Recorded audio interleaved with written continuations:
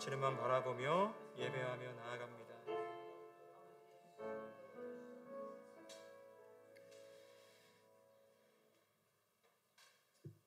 하나님, 우리를 하나님의 자녀로 택하시고 오늘날 이날 이때까지 그 마음을 변치 않으시는 그 사랑에 감사합니다. 우리가 그 사랑을 받기에 하나님 앞에 준비된 마음으로 살아갈 수 있도록 이 시간을 특별히 말씀을 통하여서 우리의 마음이 확장되어지는 시간 될 수 있도록 인도하여 주시옵소서. 감사드리며 예수님의 이름으로 기도드립니다. 아멘. 네, 오늘 같이 나누고 싶은 말씀은 고린도전서 15장 1절에서 11절까지의 말씀입니다.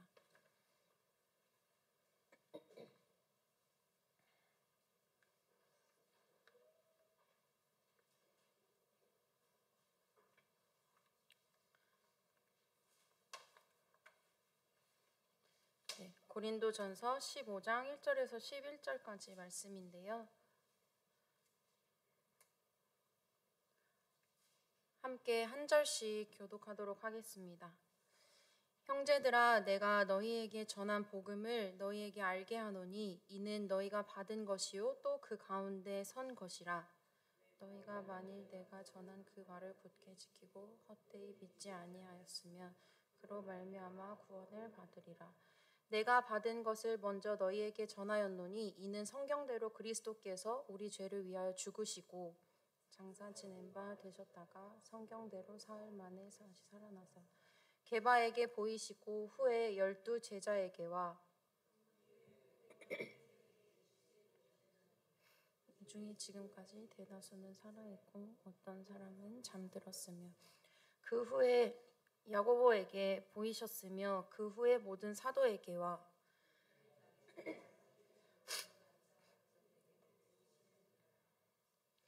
나는 사도 중에 가장 작은 자라. 나는 하나님의 교회를 박해하였으므로 사도라 칭함받기를 감당하지 못할 자니라. 그러나 내가 나된 것은 하나님의 은혜로 된 것이니 내가 모든 사도보다 더 많이 수고하였으나 내가 한 것이 아니요 오직 나와 함께 하신 하나님의 은혜로라. 함께 읽겠습니다. 그러므로 나나 그들이나 이같이 전파하네 너희도 이같이 믿었느니라. 아멘. 네, 오늘 이 말씀 가지고 은혜로 살게 하소서라는 제목을 통하여 이 제목으로 함께 말씀을 나누고자 합니다. 우리나라에는 이런 말들이 있습니다. 안 되면 조상 탓, 잘 되면 내 탓.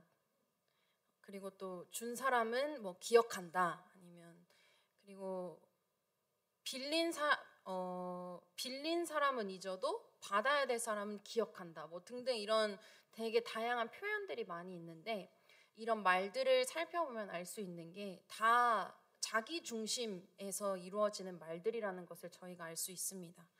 그렇습니다. 사람은 본능적으로 자기 중심적인 해석과 자기 중심적인 생각을 갖는 것이 어떻게 보면 인간 입장으로서에는 너무나 당연한 일입니다.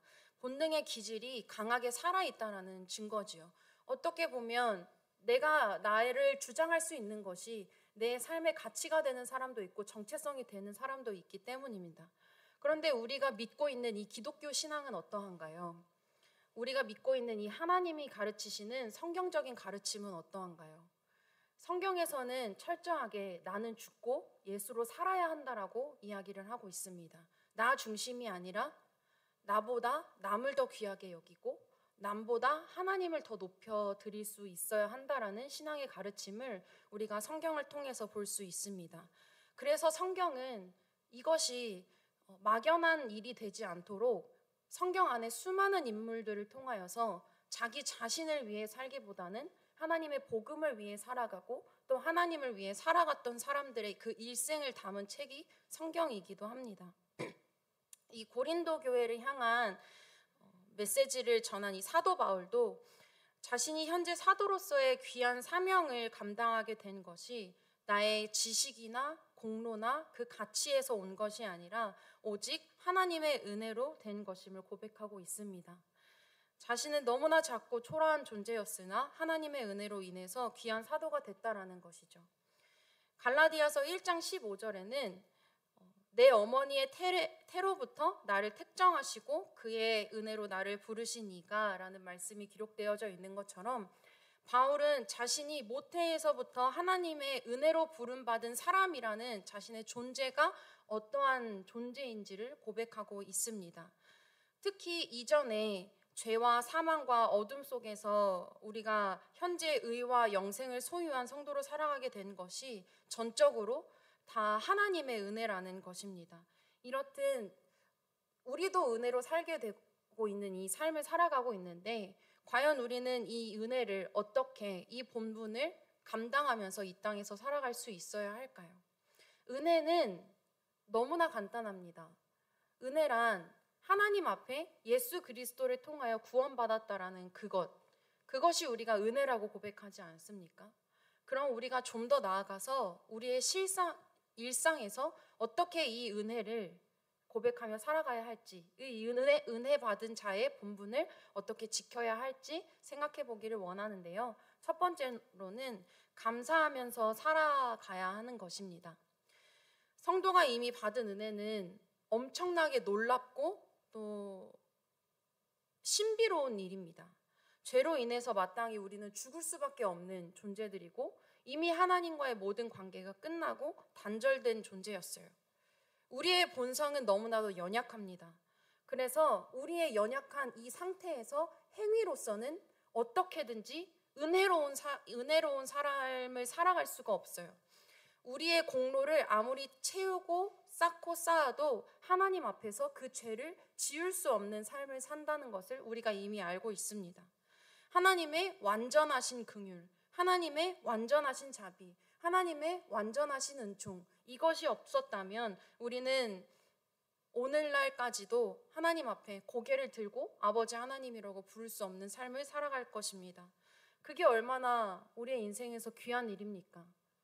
그런데 여러분, 우리가 정말 받은 이 은혜를 귀하다라고 여기면서 살고 있는지 우리의 삶을 한 번씩 돌아볼 필요가 있습니다. 내가 받은 은혜가 이 세상의 가치와 어떤 것과도 견줄 수 없을 만큼 고결한 것이라고 내 인생에서도 그렇게 받으며 살고 있는지 우리는 점검해 보아야 합니다. 근데 이 점검하는 통로가 바로 감사가 됩니다.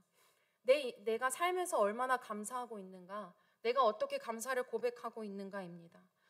아직도 우리의 삶이 연약한 채로, 감사에 인색한 채로 결과에 따라서 감사를 결정하고 있다라면 우리의 삶은 여전히 내 중심에서 좌지우지되고 있다라는 것입니다. 감사는 결과에 따라서 하는 것이 아닙니다. 감사는 내가 발견해서 그것을 고백할 수 있는 것이 감사입니다. 그래서 우리 그리스도인들은요, 하나님 앞에 감사하는 존재들이 되어야 합니다. 감사를 다시 말하면 발견해야 합니다. 눈을 떴을 때 하늘을 바라보며 이 세상을 바라보면서 한숨을 쉬는 것이 아니라 그럼에도 불구하고 이 악해져가는 세상 속에서 하나님이 어떻게 일하시는지, 하나님이 여전히 일하고 계심이 감사하다, 하나님이 여전히 이렇게 역사하고 계신다라는 것에 우리가 감사할 수 있도록 우리의 삶에서 그 감사를 찾아내는 것에 대한 훈련이 필요합니다. 그것이 우리가 은혜 받은 존재라는 걸 계속 삶에서 꾸준히 연습해가고 계속해서 그 은혜를 기억할 수 있는 통로가 되는 것입니다. 성도가 받은 감사는 세상을 창조하신 또 하늘에 계신 아버지 하나님으로부터 택정함을 입고 받은 은혜이기에 우리에게 만족스러울 뿐만 아니라 넘치도록 풍성한 것임을 깨닫고 그 감사가 끊어지지 않도록 해야 합니다. 두 번째로 우리가 어떻게 살아가야 할까요? 겸손하게 살아갈 수 있어야 합니다. 제가 이런 질문을 받아본 적이 있어요. 저는 계속 사역자로 살아가고 있잖아요. 그래서 사역자로 살면서 또는 사역자의 입장에서 또 목회자들을 바라보면서 과연 목회자와 또 사역자의 삶 속에 어떠한 덕목이 가장 중요한 것 같냐, 어떠한 덕목이 가장 중요하게 갖춰져야 할 것 같냐라는 질문을 제가 어느 날 받은 적이 있었는데 제가 곰곰이 생각하다가 그것을 겸손이라고 대답을 했어요. 겸손한 사람만이 배울 수 있는 것 같아요. 나이가 들어감에 상관없이 겸손한 사람은 항상 배울 자세를 갖춘 사람입니다. 그리고 겸손한 사람은요, 희망을 발견할 수 있는 사람입니다. 소망을 발견할 수 있는 사람입니다. 우리가 겸손을 막연히 생각해 보면 무르익은 벼를 떠올리잖아요.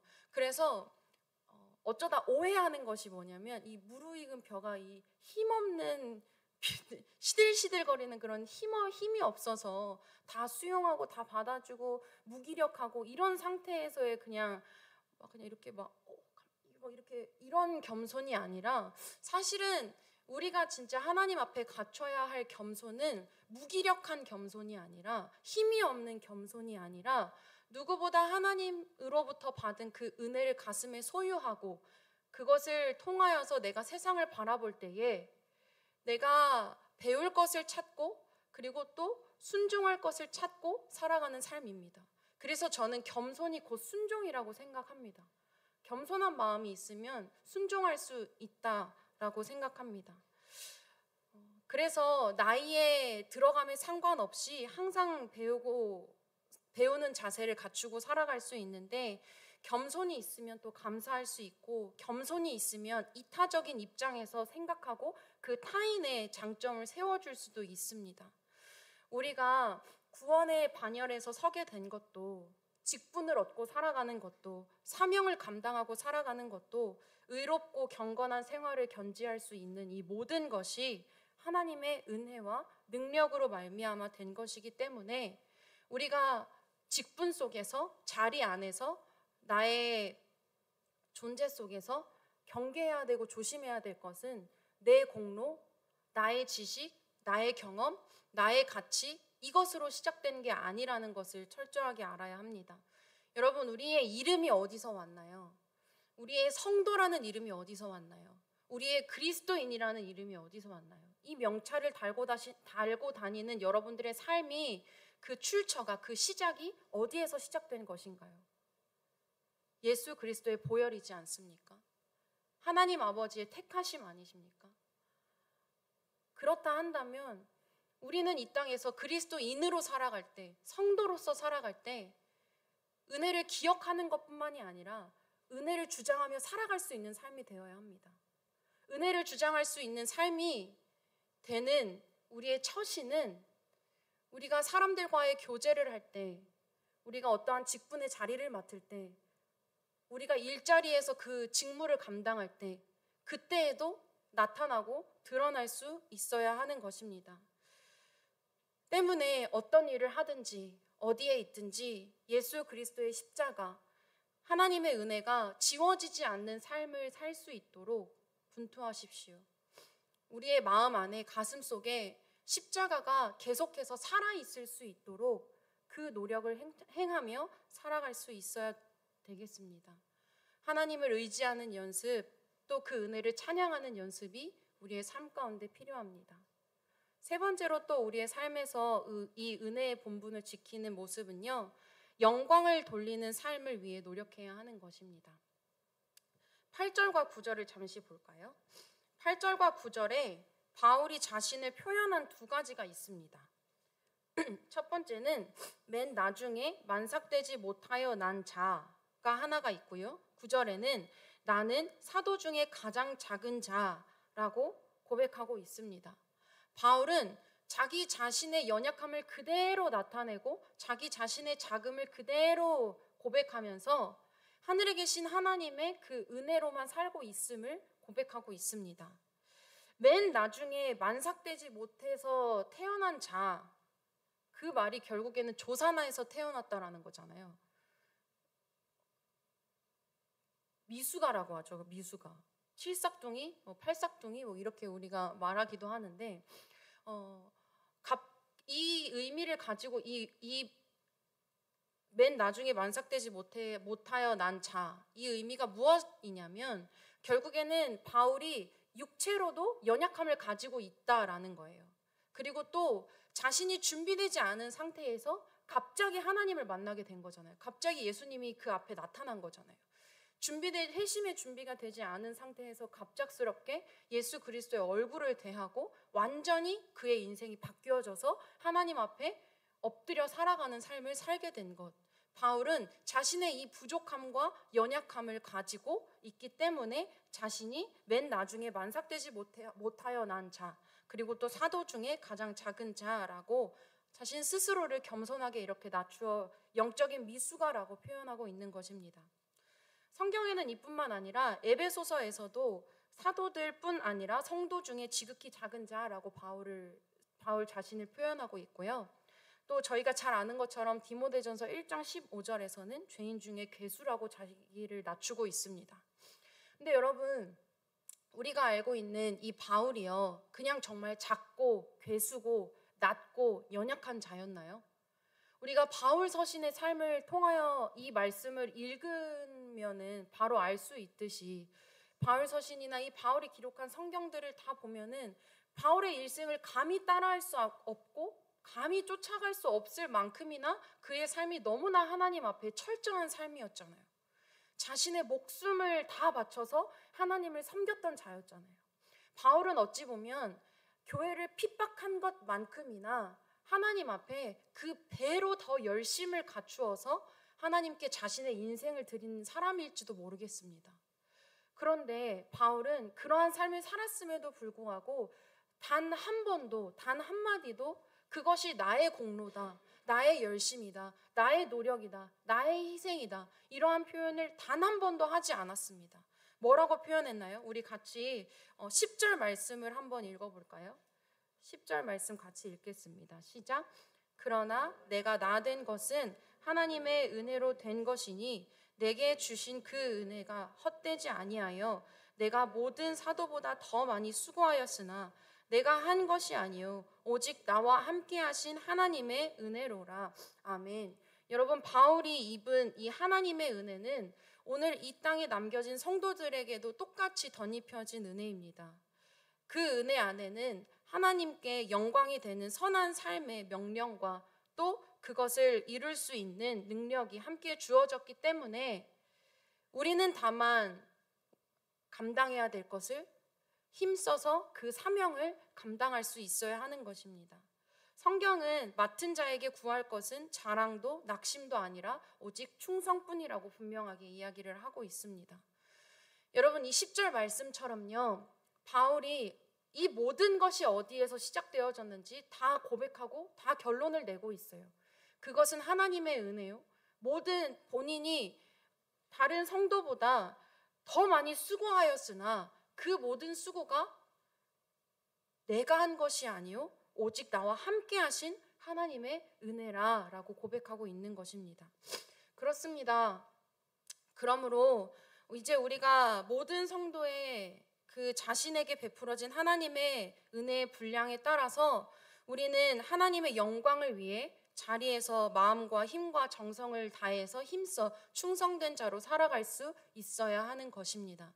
여러분들의 삶 안에는 어떤 하나님의 은혜를 고백하고 살고 계십니까? 무엇이 하나님의 은혜라고 고백하고 있습니까?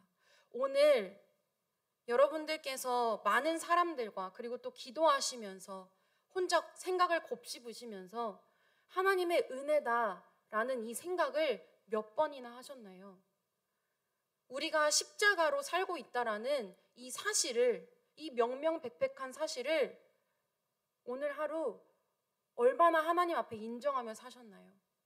그 감격에 그 감사가 어떻게 찬양으로 고백되어지는 삶을 사셨나요? 이 세상이 주는 유익이 너무나 많이 있습니다. 그리고 우리가 하나님의 말씀을 들은 것이 너무 많습니다. 그래서 이 은혜가 너무 미지근한 순간들이 많이 있습니다. 저부터도 말씀을 준비하면서 내가 은혜 때문에 울어본 적이 언제였는가 생각하면서 참 하나님 앞에 부끄러웠습니다. 내가 사역자로 살아가고 이 말씀을 대하는 사람을 살고 있는데 과연 나는 은혜를 하루에 몇 번을 고백하고 있나? 하나님 앞에 어떻게 그 은혜의 찬양을 돌려드리고 있나? 어떻게 감사하고 있나? 어떻게 겸손하고 있나? 은혜를 마음에서 빼다가 바깥으로 보여줄 수가 없잖아요. 그래서 우리는 오늘 말씀처럼 감사로 그것이 표현되어져야 하고 겸손으로 우리의 삶에서 나타내져야 하며 우리가 행하는 직무와 직분과 자리의 모든 것이 하나님의 영광이 되어질 수 있도록 충성되이 쓰임받는 자로 그것을 위해 기도할 수 있는 자가 되어야 합니다. 왜냐하면 바울에게 주셨던 하나님의 은혜, 바울에게 부어주신 그 은혜가 우리에게도 덜도 더도 없이 똑같이 하나님께서 가득히 부어주셨기 때문입니다. 믿으십니까? 우리가 정말 은혜로 하나님 앞에 고백하며 살아갈 수 있었으면 좋겠습니다. 로마서 12장 3절에는요 이런 말씀이 기록되어 있는데요. 내게 주신 은혜로 말미암아 너희 각 사람에게 말하노니 마땅히 생각할 그 이상의 생각을 품지 말고 오직 하나님께서 각 사람에게 나누어 주신 믿음의 분량대로 지혜롭게 생각하라. 이 말씀은 다른 말씀이 아닙니다. 우리 각자 분수에 맞게 행하라는 것입니다. 그리고 지혜롭게 생각하라는 것입니다. 여기서 지혜롭게 생각하라는 것은 절제하고 겸손함으로 그것을 지켜 지체 간에 능동적으로 선을 행하고 협력하라는 것입니다. 여러분, 결국에 우리가 하나님 앞에 은혜의 본분을 지켜서 각자의 분수가 다 있을 것입니다. 우리의 분량이 다 정해져 있단 말이에요. 근데 그것을 그만큼 마땅히 지켜 행하되 지혜롭게 생각하라. 절제하고 겸손하여 우리가 서로 협력하고 남을 세워주며 이러한 삶으로서 확장되어 살아가라는 말씀이죠. 하나님의 은혜로 된 성도 여러분, 여러분들의 삶의 불만과 불평과 불편이 되고 있는 게 과연 무엇인지 한번 생각해 보았으면 좋겠습니다. 제가 오늘 전해드린 이 하나님의 말씀을 대할 때 여전히 아멘 하기를 망설여지고 여전히 미지근하게 다가오는 것들이 무엇인지, 무엇 때문에 그 묶여진 생각들이 계속되고 있는지 한번 우리가 돌아볼 필요가 있습니다. 우리의 삶이 부족하다라고 생각이 되어질 때에는 지금까지 받았던 은혜를 새하려 봅시다. 그리고 또 우리가 하나님보다 앞서고 있을 때에는 그 은혜의 출처가 어디에서 시작되어졌는지 생각함으로 말미암아 우리가 하나님과 동행하는 그 발맞춤을 다시 재정비하도록 합시다. 바울이 나 자신에 대한 존재를 자각하고 그 모든 것이 하나님의 은혜라고 고백하였던 이 작업을 단번에 하지 않았어요. 인생을 통해서 계속해서 갈고 닦고 연습하고 노력하고 고백하고 행하였던 거예요. 그래서 우리도 충분히 할 수 있습니다. 우리도 넉넉히 할 수 있습니다. 하나님이 우리에게 그러한 분량을 주셨습니다. 하나님이 우리에게 절제할 수 있는, 겸손할 수 있는, 감사할 수 있는, 서로 협력하여 남을 세울 수 있는 이 모든 능력을 우리에게 그리스도 십자가를 통하여서 그 능력을, 그 권능을 부어주셨습니다. 이미 다 부여받은 자의 삶입니다. 믿으십니까? 우리가 정말 이 사실을 믿고 살아갈 수 있었으면 좋겠어요. 우리가 감사가 끊어지지 않는 그 삶, 우리의 삶에서 겸손으로 또 선용하고 적극적으로 하나님께 영광 돌리는 그 삶으로 전진할 수 있는 삶이 나를 통하여, 우리를 통하여, 우리 교회를 통하여서 흘러갈 수 있었으면 좋겠습니다. 이 시간에 같이 함께 기도할 때에 우리가 들은 말씀을 생각하면서 이러한 마음을 좀 하나님께 구했으면 좋겠어요. 제가 오늘 은혜로 살게 하소서라는 제목을 지을 때 이것이 정말 우리의 기도 제목이 됐으면 좋겠다 하는 생각을 많이 했어요. 정말 은혜로 살게 하소서. 우리가 인생의 연륜으로 살지 않고 지금까지 해온 그 가치로 살지 않고 경험으로 살지 않고 우리가 하나님이 주신 그 구원의 택정함, 모태에서부터 우리를 선택하셔서 우리를 정하셔서 세우신 그 은혜대로 살게 하소서. 이 시간에 하나님 앞에 먼저 잠잠히 감사하며 하나님께서 나에게 주신 그 은혜를 고백하는 시간을 가졌으면 좋겠습니다. 하나님, 우리에게 구원의 은혜를 허락해 주셔서 감사합니다. 하나님을 아버지라 부를 수 있는 은혜를 허락하여 주셔서 감사합니다. 말씀을 통하여서 글자가 아니라 생명으로 받고 살아갈 수 있는 인생을 살게 해주셔서 감사합니다. 우리 이렇게 은혜를 헤아려 보며 주님 앞에 감사 기도를 잠시 드리도록 하겠습니다. 하나님 아버지,